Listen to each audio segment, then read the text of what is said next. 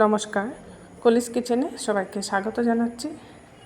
আজ খুব সুন্দর একটা নিরামিষ রেসিপি বানাচ্ছি। এটা হচ্ছে নিরামিষ এগ কারি বা নিরামিষ ডিম রেসিপি। এর জন্য এখানে নিয়ে নিয়েছি 4টে বড় সাইজের আলু, হাফ কাপের মতো চানার ডাল ভিজিয়ে রেখেছি, নিয়েছি 2 টুকরো আদা আর কয়েকটা কাঁচা লঙ্কা। ফোড়নের জন্য এখানে নিয়েছি শুকনো লঙ্কা, তেজপাতা, 5 ফোড়ন। এটা আমি 5 ফোড়ন দিয়ে বানাবো। আপনারা 5 ফোড়নের জায়গায় ইচ্ছে করলে কালো জিরে ফোড়নটা দিয়ে দিতে পারেন। প্রথমে গুঁড়া মশলাগুলো একটা বাটিতে নিয়ে নিচ্ছি। হলুদের গুঁড়া, জিরে গুঁড়া, আর দিচ্ছি ধনে গুঁড়া। ধনে গুঁড়াটা একটু বেশি দিচ্ছি জিরে গুঁড়া থেকে। আর লাগবে লাল লঙ্কার গুঁড়া। সব কিছু জল দিয়ে গুলে রাখবো, এতে করে গুঁড়া মশলাগুলো সফট হবে।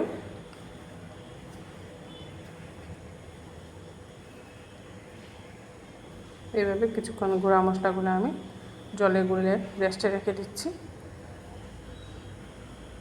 আর ওইদিকে চানার ডালটা ভিজিয়ে রেখেছিলাম। চানার ডালটা এখন একটা মিক্সিং জারে নিয়ে নিচ্ছি।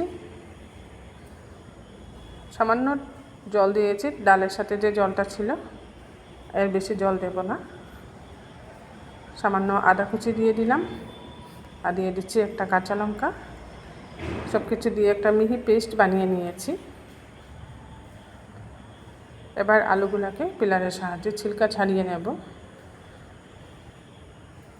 এই রেসিপির জন্য আলু একটু বড় সাইজের নিতে হবে। বড় সাইজের আলু নিলে দেখতেও সুন্দর হবে, আর রেসিপিটার মধ্যে মশলাটা যখন ভরবো আলুর মধ্যে, তখন অনেকটা জায়গা হবে।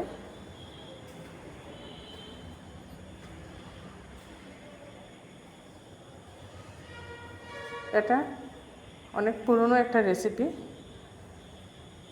বলতে পারেন এটা ঠাকুরবাড়ির একটা রেসিপি, কিন্তু আমি একটু চেঞ্জ করেছি মশলার মধ্যে।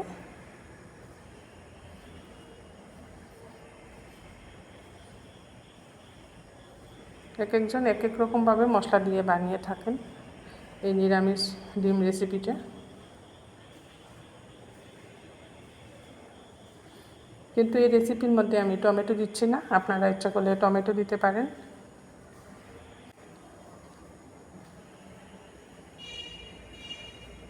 এইভাবে আলুগুলা ছিলকা ছাড়িয়ে নিয়েছি। আলুগুলাকে লম্বালম্বি অর্ধেক করে কেটে নিয়েছি। এইভাবে লম্বালম্বি অর্ধেক করে কেটে নিতে হবে। এবার এগুলা ধুয়ে পরিষ্কার করে একটা পাত্রে কিছুক্ষণের জন্য আমি ভাপিয়ে নেব। ভাপিয়ে নিলে আলুর ভিতরে পুর ভরতে সুবিধে হবে। যখন আলুর মধ্যে থেকে আমি একটা চামচের সাহায্যে মধ্যেখানে আলুটা তুলে গর্তর মতো করে নেব এইভাবে, তখন এটা করতে সুবিধে হয় ভাপিয়ে নিলে। আর আলু ভাপিয়ে জল ফেলে রান্না করলে তো এমনিতেই ভালো। এই দেখুন, আলু কিন্তু সম্পূর্ণরূপে সিদ্ধ করি নাই, আমি হালকা ভাপিয়ে নিয়েছি। আর একটা চামচের সাহায্যে খুব ধীরে ধীরে ঘুরিয়ে ঘুরিয়ে মধ্যখানে আলুটা আমি উঠিয়ে নিচ্ছি। খুব সাবধানে করতে হবে। আর গর্তটা একটু বেশি হলে ভালো হয়, তখন পুরটা একটু বেশি দেওয়া যাবে।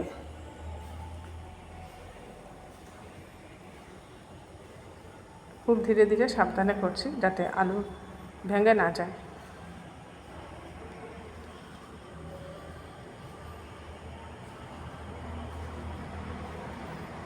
কাঁচা আলু হলে করতে একটু অসুবিধে হয়, শক্ত থাকে আলুটা বেশি।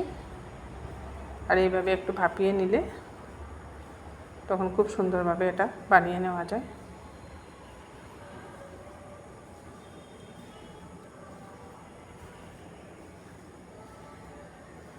এইভাবে দেখুন বাটির মতো বানিয়ে নিয়েছি। সবগুলো আলুই আমি এইভাবে মধ্যেখানে গর্ত করে নিয়েছি। এবার যে ডালের মিশ্রণটা বানিয়েছিলাম এটা একটা বাটিতে নিয়ে নিয়েছি। এর মধ্যে সামান্য হলুদ আর জিরে আর পরিমাণ মতো লবণ দিয়ে দিলাম, আর সামান্য চিনি দেবো এর মধ্যে।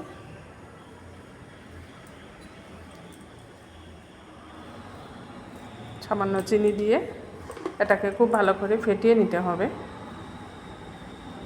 এটা নিরামিষ, তাই আমি এখানে চানার ডাল দিয়ে বানাচ্ছি।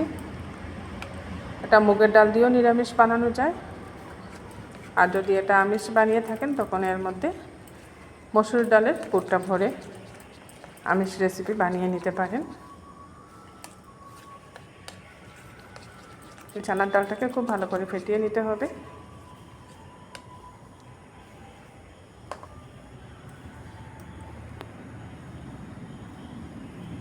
এবার চামচের সাহায্যে সবগুলা আলুর বাটির মধ্যে আমি পুরটা ভরে নিচ্ছি।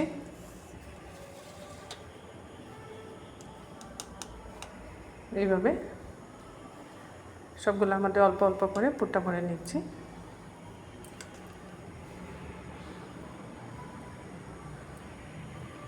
পুরটা যখন ভরা হবে দেখতে ডিমের মতো লাগবে, তাই এই রেসিপির নাম নিরামিষ ডিম রেসিপি।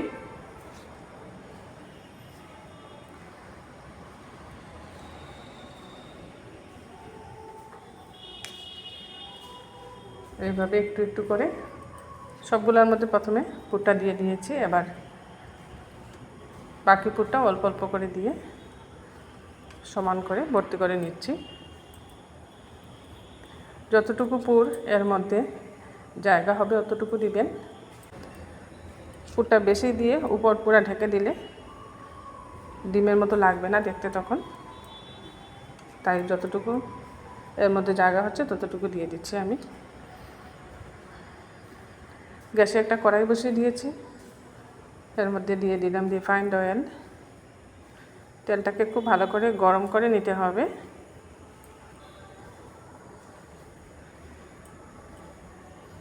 যে কোনো নিরামিষ দিনে আপনারা এই সুন্দর নিরামিষ রেসিপিটা বানিয়ে নিতে পারেন।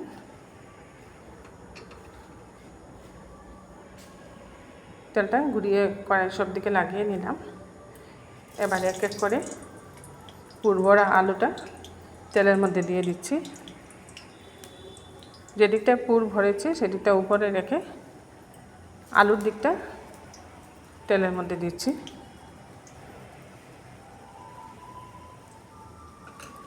প্রথমে আমি 4টা ভাজবো, পরে বাকি 4টা ভাজছি। একসাথে সবগুলো দিতে যাবেন না, যদি ভেঙে যায় তাহলে তো নষ্ট হয়ে যাবে।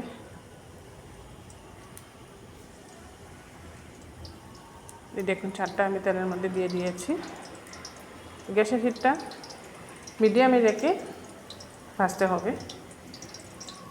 আলু যেহেতু আগেই সামান্য আমি ভাপিয়ে নিয়েছি, আর এবার তেলের মধ্যে ভাজা হচ্ছে, এতেই আলু 80%-এর মতো কুক হয়ে যাবে।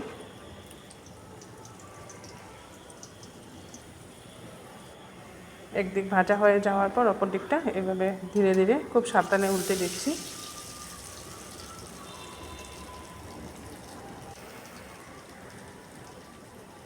আমার এই নিরামিষ ডিম রেসিপিটা যারা ফেসবুক থেকে দেখছেন ফেসবুক পেজটা ফলো করে নেবেন, আর যারা ইউটিউব থেকে দেখছেন কলিজ কিচেনটা সাবস্ক্রাইব করে নেবেন, আর পাশে থাকা বেল আইকনটা প্রেস করবেন। এতে করে যখনই এরকম নতুন নতুন রেসিপি আপলোড করি সাথে সাথে নোটিফিকেশনটা পেয়ে যাবেন।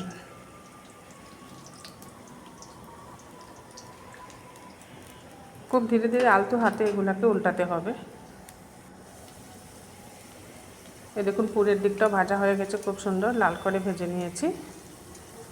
যখন পুরের দিকটা খুব সুন্দর ভাজা হয়ে যাবে তখন আর অসুবিধে হবে না, পুরটা বেরিয়েও আসবে না।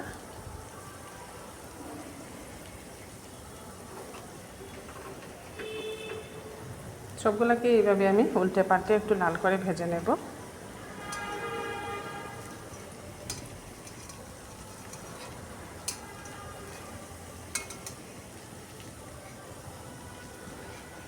আমার এই রেসিপিটা আপনাদের ভালো লাগলে বানিয়ে খাবেন, কমেন্টে জানাবেন এর টেস্টটা কীরকম হলো। দেখুন দেখতে ডিমই মনে হচ্ছে।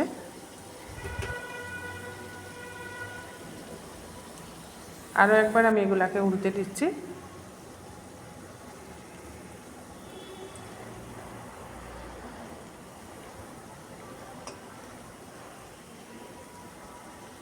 আরও একবার উল্টে দিলাম সবগুলা। আলুর নিচের দিকের কালারটাও খুব সুন্দর হয়েছে। এবার এগুলাকে আমি নামিয়ে নেব, হয়ে এসছে।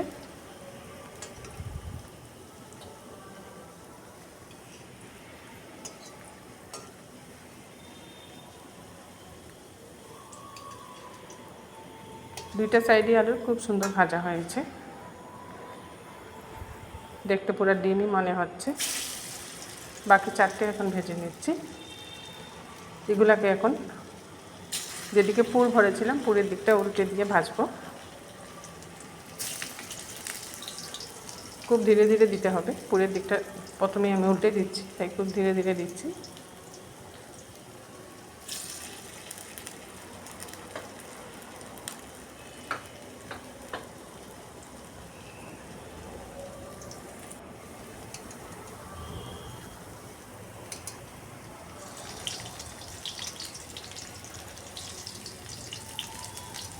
অতিথি আপ্যায়নও আপনারা এই নিরামিষ ডিমের রেসিপিটা বানিয়ে নিতে পারেন।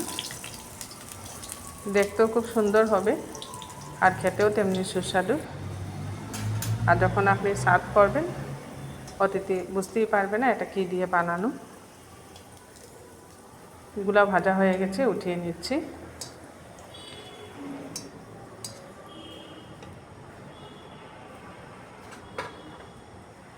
এবার ওই তেলের মধ্যে ফোড়ন দিয়ে দিচ্ছি, শুকনো লঙ্কা, তেজপাতা, আর দিচ্ছি এখানে আমি 5 ফোড়ন।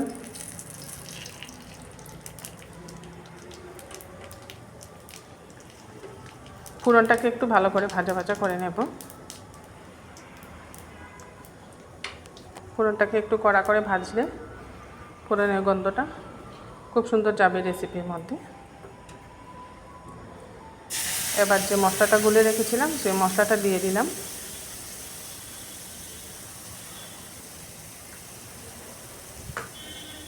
মশলাটা দিয়ে আর একটু জল দিয়ে দিচ্ছি।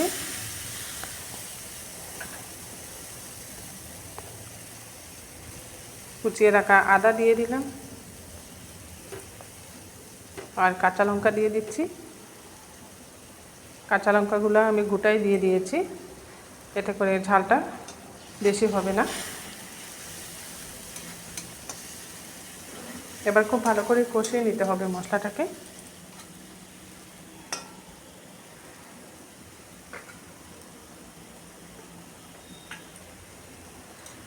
পরিমাণ মতো লবণটা দিয়ে দিচ্ছি।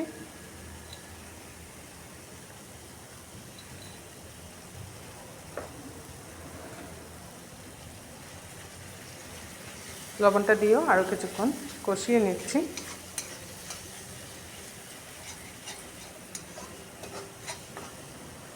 যখন মশলা থেকে এইভাবে তেল ছেড়ে আসবে তখন এর মধ্যে আমি দিয়ে দেব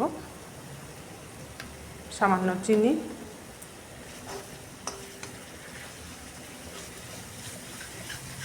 চিনিটা দেওয়ার দরুন কালারটাও খুব সুন্দর হবে। আর যেহেতু নিরামিষ রেসিপি একটু মিষ্টি মিষ্টি হলে ভালো লাগে, তাই সামান্য চিনি দিয়ে দিলাম। চিনিটা দিয়েও আরও কিছুক্ষণ কষিয়ে নিচ্ছি।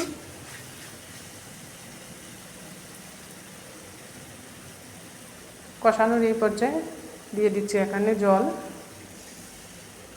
এটা যে বাটির মধ্যে আমি ডালটা রেখেছিলাম সেই বাটি ধুয়ে জল দিয়ে দিয়েছি। এর মধ্যে সামান্য ডাল ছিল, একটু গাঢ় গাঢ় হবে গ্রেভিটা, তাই এই ডালটাও এর সাথে দিয়ে দিয়েছি। এবার সামান্য জল দিয়ে দেব।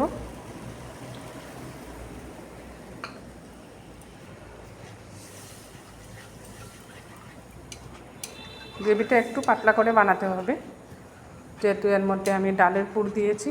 ডালের পুর আর আলু গ্রেভিতে দেওয়ার পর যখন ঠান্ডা করব অনেকটা গ্রেভি টেনে নেবে।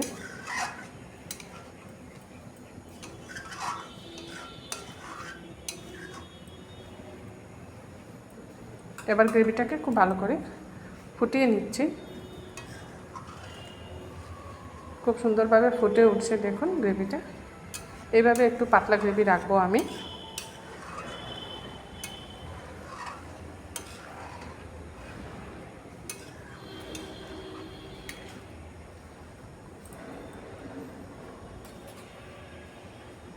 দেখুন ডিমের নিরামিষ রেসিপি, যে ডিমের পিসগুলো বানিয়ে ভেজে রেখেছি, দেখতে সত্যি সত্যি ডিমই মনে হচ্ছে।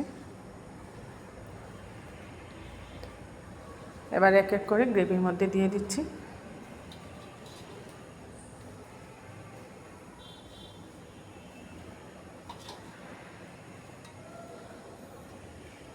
আমার এই রেসিপি চলাকালীন যে সকল নতুন বন্ধু আমার সাথে যুক্ত হয়েছে, আমার সকল নতুন বন্ধুদেরকে স্বাগত জানাচ্ছি, আর পুরনোদেরকে অসংখ্য ধন্যবাদ জানাচ্ছি আমার সাথে থেকে আমাকে এত দূরে এগিয়ে নিয়ে যাওয়ার জন্য।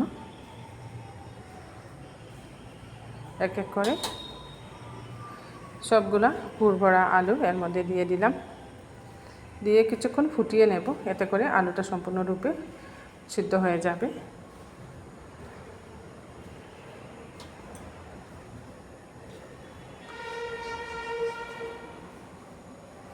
দেখুন আলুটা নরম হয়ে গেছে, এর থেকে বেশি গাঢ় করব না। এখন এর মধ্যে 1 চামচ ঘি দিয়ে দিচ্ছি। যেহেতু নিরামিষ রেসিপি, আর এইরকম ডালের নিরামিষ রেসিপির মধ্যে ঘি দিলে বেশ ভালো লাগে খেতে। ঘি দিয়ে একটা সার্ভিং প্লেটে এখন নামিয়ে নিচ্ছি।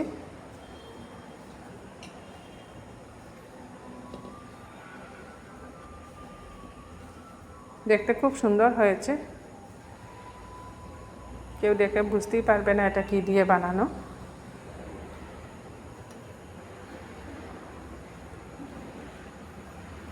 আমার এই রেসিপিটা আপনাদের ভালো লাগলে একটা লাইক করে দিবেন। আপনাদের একটা লাইক আমাকে অনেক অনুপ্রাণিত করে এইরকম নতুন নতুন রেসিপি বানাতে।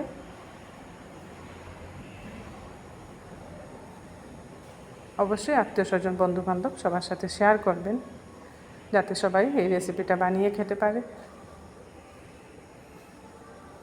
এক এক করে সবগুলা পুরভরা আলু প্লেটে নিয়ে নিলাম, আর উপর থেকে সামান্য গ্রেভি দিয়ে দিচ্ছি। আমি সম্পূর্ণ গ্রেভিটা এর মধ্যে দেব না, সম্পূর্ণ গ্রেভিটা দিলে গ্রেভিটা সম্পূর্ণরূপে ডাল আর আলু টেনে নেবে, তাই অল্প গ্রেভি উপর থেকে দিয়ে দিয়েছি। বাকি গ্রেভিটা আলাদা করে একটা বাটিতে রেখে দেব, খাওয়ার সময় এটা আলাদা করে সার্ভ করতে পারবো। তৈরি করে নিলাম খুব সুন্দর একটা নিরামিষ ডিমের রেসিপি। আগামীতেও এরকম নতুন নতুন রেসিপি নিয়ে আমি আপনাদের সামনে হাজির হচ্ছি। সবাই ভালো থাকবেন। নমস্কার।